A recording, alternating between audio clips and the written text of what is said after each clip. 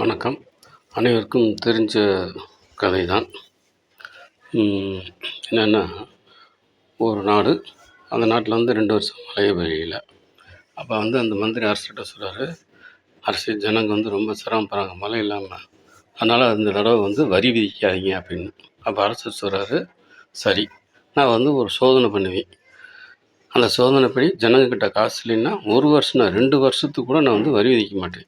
ஆனால் ஜனங்க கையில் காசு இருந்துச்சுன்னா 2 மடங்கு வரி பிடிக்கும் சம்பதாம்னு மந்திரி சரின்ட்டார். இப்போ அரசர் என்ன பண்ணுறாருன்னா, நாடு முழுவதும் சர்க்கஸ் ஏற்பாடு பண்ணுறாரு. இப்போ நம்ம கையில் என்னதான் சாப்பாடு காசு இல்லைனாலும் ஒரு சினிமாவுக்கு 100 200 கொடுத்து பார்க்காம இருக்கிறோம். அது மாதிரி சர்க்கஸ் வந்து அப்போ 2 ரூபான்னு வச்சுக்கோங்களேன். ஜனங்க பூரா பார்க்க போகிறாங்க, கூட்டம் சரியான கூட்டம். ஜனங்கள் வந்து காசு வந்து விழுகுது. அரசர் சொல்கிறாரு, ஜனங்கிட்ட காசு இருந்து இப்போ மட்டும் காசு எப்படி வருது அப்படின்னு மந்திரி இதுக்கு என்னடா பதில் சொல்லுன்னு முழிக்கிறார். அப்போ அரசர் சொல்கிறாரு, நம்ம வரி விதிக்கிற வந்து எப்போயுமே வரி விதிச்சிடணும். அதை வந்து ஜனங்க கஷ்டப்படுறாங்க, ஏற்க அது இல்லை அது இல்லைன்னு சொல்லி வரி விதிக்கிறது மட்டும் பாட்டக்கூடாது. நாடை வந்து ரன் பண்ண முடியாது. அதுக்கு போல் என்ன செய்யலாம்னா, ஜனங்க கஷ்டப்படுறாங்க அப்படின்னா நம்ம வந்து இலவசமாக சாப்பாடு கொடுக்கலாம், இலவசமாக கல்வி கொடுக்கலாம், இலவசமாக வந்து மருத்துவம் பார்க்கலாம். அது ஜனங்களுக்கு என்ன செய்யுமோ அதை செஞ்சிடணும்.